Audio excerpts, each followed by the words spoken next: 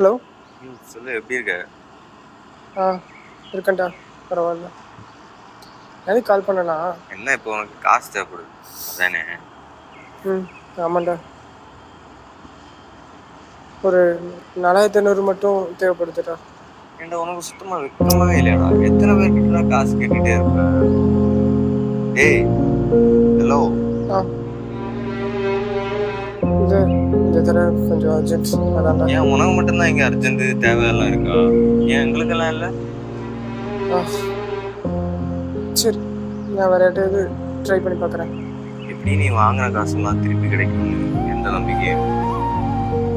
வீணா யாருக்கு கால் பண்ணி அவங்களுக்கு தலைவலியை பண்ணிடு.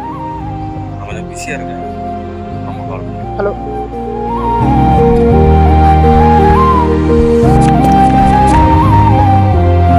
நம்ம சொந்தம் நினச்சி எவ்வளோ பண்ணியிருக்கோம்.